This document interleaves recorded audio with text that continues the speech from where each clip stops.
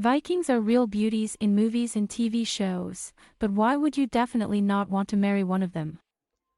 What shocks you so much about the Viking longhouse, and why don't you want to sleep in it? How did these legendary wars treat their ladies? Is it true that Viking men are not at all like the brutal warriors we are familiar with in the series? What if you were born in the Viking age and don't want to get married? And why couldn't women be touched by the hand? As the archaeological finds of recent years have so turned the idea of Scandinavian women around that scientists are talking about a revolution in history. Meet, yes, Lagertha.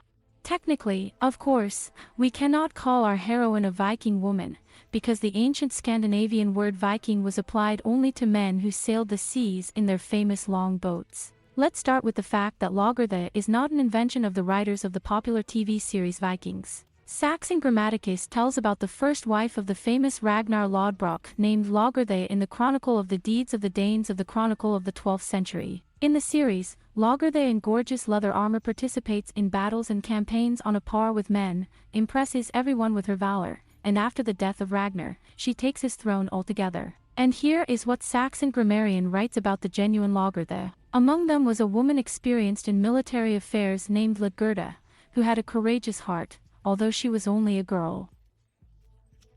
With her hair down over her shoulders, she fought among the bravest warriors. Everyone admired her unsurpassed feats, as her hair developing behind her back gave away that she was a woman. The fate of this young beauty turned out very dramatically and in places not at all like in the Viking series. If you were captured or bought, you will have to be a slave. That is, to combine the duties of a concubine with the owner and the hardest work on the instructions of the hostess, for example, grinding grain with hand millstones. Well, if you are a free young woman, then, most likely, you will have to get married. The only consolation is that you will become the absolute mistress of the house. Such a sovereign mistress of the estate was called husfrua, mistress, and her power was symbolized by a bunch of keys on her belt. The legitimate wives of the Vikings were the rightful owners of the estates in the absence of men. They did all the business. They had to cook food for all the household, brew beer, make preparations for the winter, milk cows and sheep, take care of other cattle, provide the whole family with clothes, roll out a blanket and tapestries to steal a dwelling. If the family is wealthy, then, of course, slaves did everything, and if not, they did it themselves. The richest burials of wealthy Viking spouses confirm their considerable power, both economic and social. By the way, in marriage, Viking women also retained ownership of their dowry and could freely dispose of it. For the ancient world, this was actually an unprecedented luxury. But all this concerns the legal spouse. But a girl who was secretly lured away from home, kidnapped or captured, became an ordinary concubine, no matter what her origin, and her children were also considered illegitimate. Witchcraft was considered a woman's business, and men engaged in it were accused of effeminacy. Scandinavian women also took an active part in military battles with the help of witchcraft, helping their husbands in battle. Just such a witchcraft ritual, conducted by the wives of soldiers who went to fight, describes a poem from Ennial's saga. And then we move on to another path. Velvas. Women are witches. They played a central role in Viking culture before the arrival of Christianity. The Velvas had great power and were respected in society. A medieval Icelandic manuscript says that these powerful witches and prophetesses led a nomadic lifestyle, wandered between settlements, predicted the fate of people and usually had several young men in the light. They were called to help in case of crop failure or livestock deaths, and they were very well paid for their work. From the saga of Eric the Red, we know that a certain Torbjörn, as she was called Little Velva, was called to Greenland during the Great Famine to predict the future. They had been preparing for her arrival for a long time. All the houses were thoroughly cleaned, and even the chief's throne was prepared for the Velva and covered with soft pillows. That's how they were respected. Torbjörn arrived at dusk in a long blue cloak, and in her hand she had a magic spinning wheel, a network of staves encrusted with jewels. Not bad, but as a rule, only elderly women became Velvas, who no longer had to keep a home. Did you pay your debt to society? Please become a sorceress and wander for your health, if you have such abilities, of course. But back to the camp that struck Ragnar during the battle. He began to persistently ask his soldiers about this girl, whom he had noticed when she was fighting in the front ranks during the battle. He admitted that only the strength of this woman brought him victory. Having learned that she belongs to a very famous family, Ragnar immediately sent his matchmakers to her. Lagertha pretended to agree, but deep down she treated his matchmaking with contempt. I will quote the chronicler of the 12th century, having inspired with her false answer the ardent groom with confidence in the fulfillment of his desire, she ordered a bear and a dog to be tied to her hallway in order to block the lover's way to her bedroom. With the help of these predatory animals, only the father could give his daughter in marriage and only he could choose her fiancé. That is, the Viking in love had to turn not to the girl, but to her father. If there was no father, then such decisions were made by the girl's brother. And only if there was no son, the mother had the right to choose her daughter's husband herself. Apparently, our Lagertha was a complete orphan, since she herself decided to agree to Ragnar's proposal. After all, orphan girls really had the right of their own consent to marriage. There was another loophole. If the guardian twice refused the girl's request to marry and rejected her candidates,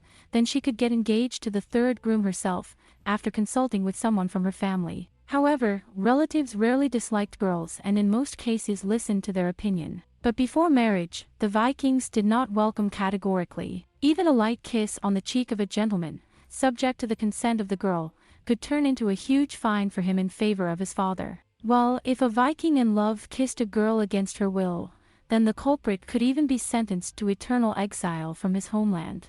An ancient Swedish law says, if you take a woman by the hand, in case of her complaint, pay 8 marks, if for the shoulder, 5, for the chest, a whole area. In general, Scandinavian women in Viking times enjoyed special respect and had special rights not available to others. They were, perhaps, one of the most emancipated women in Europe. But Viking men are not at all like what we used to imagine them to be. It turns out that these brutal pirates really cared about their appearance. Norwegian historian and Viking expert Kim Erder assures that archaeologists have repeatedly found tweezers, combs, toothpicks, and even nail cleaning devices during excavations. It immediately comes to mind that you can be a good person and think about the beauty of nails. Around the 1000th year, a foreign merchant Alter Tussi came to the town of Hedebühl in northern Germany. There he saw that both women and men were painting their eyes. In the 8th century of the new era, the Vikings were generally trendsetters. The theologian Alcuin of York criticized the royal court of Northumbria for imitating the robes and hairstyles of the Vikings, and in fact it was not at all Christian to behave like that. The cleanliness of the Vikings also caused strong feelings. They were called, just imagine, well-combed heartbreakers, because they combed their hair every day, went in smart clothes and washed every Saturday. What a horror! And this, according to one British monk, threatened the virtue of married women, says the same Norwegian historian Kim Erder.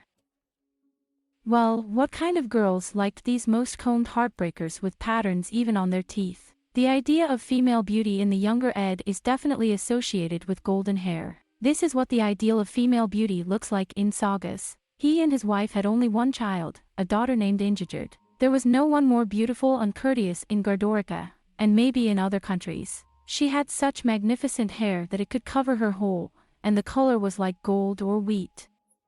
However, this was not enough. The Viking woman had to have a character, because the Scandinavians believed that courageous women would have the same children. The famous King Ragnar Lothbrok spoke, "I chose a mother for my sons who gave them her fearlessness."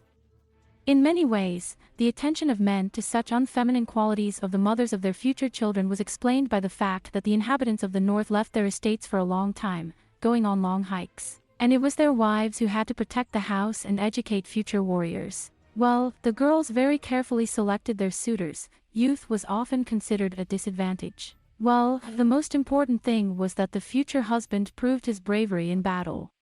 But back to our heroine.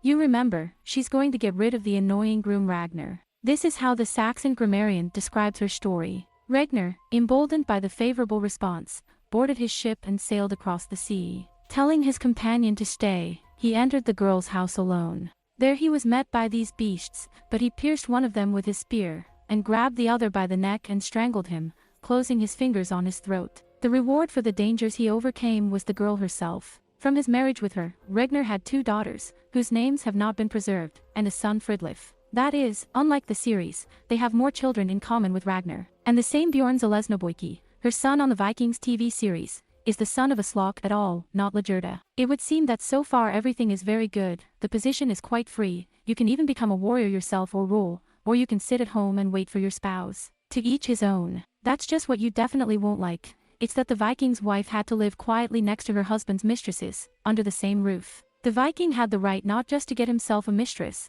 but to bring concubines directly into the family, and they all lived together in the same house. Some warriors brought girls from predatory raids, others bought slaves in the markets, and others entered into relationships with women from the lower strata of society. Often one Viking, in addition to the official spouse, had 2 or 3 concubines. And the wives did not object, because the mistresses had no legal rights and their status was not threatened. And finally, appreciate all the advantages of a longhouse. This was the name of the Viking dwelling. A long, very long room, up to 60 meters, as a rule, without windows, which was also heated in black. There were many, many people living in one room here. Several generations of the family. Adult sons were not separated by families, their distant relatives, children of distant relatives or deceased friends, guests, slaves, concubines. Can you imagine how many people there are? They all slept on long benches along the walls, literally side by side. And only for the owner and hostess in some houses there was an exception, a bed closed in a small alcove. Now hold your breath. In addition to all this crowd living, sleeping in the same room, add more pets. Goats, cows, and horses, as a rule, also lived together with people. Imagine now how fragrant it all was. Would you like to become the owner of such a house?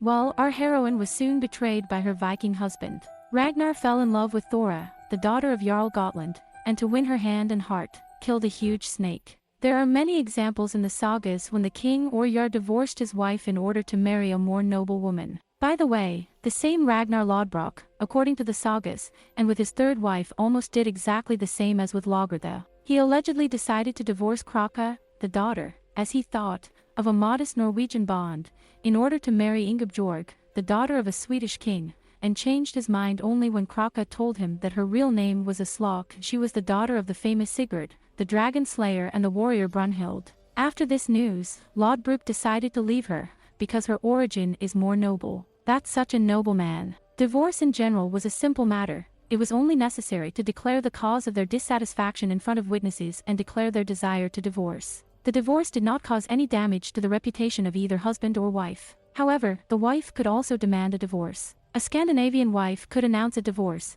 for example, if her husband dresses badly and looks sloppy if he does not satisfy her in bed. But he could cheat with concubines quite well. This was not considered a reason for divorce. These are the morals. Our heroine, according to Saxo Grammaticus, also got married for the second time. But her second marriage was not a happy one either. It seems that she still loved Ragnar, because when her ex-husband asked her for help, she supported him without hesitation and helped him win. Here is what Saxon Grammaticus writes. Lagerda, in what a tender body and incomparably more severe spirit was hiding, was able to save her already trembling warriors from the desire to offend with examples of her outstanding courage. Having made a detour, she went to the rear of the unsuspecting enemy, sowing fear and confusion in his camp. Returning home after the battle, Lagerda plunged a spear tip into her husband's throat at night, which she hid in her dress, thus appropriating to herself all his power and rank. This wayward woman considered it more convenient for herself to rule the kingdom without her husband than to be forced to share it with him. Could women become warriors or even rulers?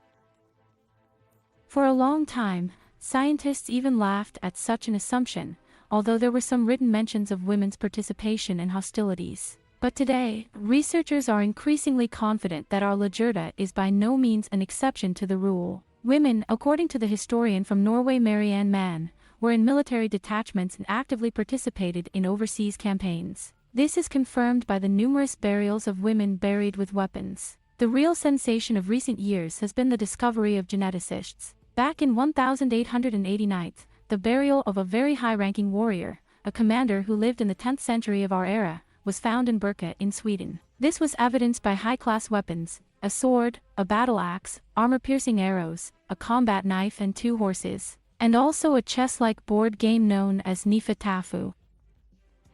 This artifact proved that he was not just a warrior, but a Viking commander. So, not so long ago, a real sensation thundered in the scientific world. DNA analysis proved that it was a woman. So, as the authors of the study stated, the person in Mobile BG 581 is the first confirmed high-ranking female Viking warrior.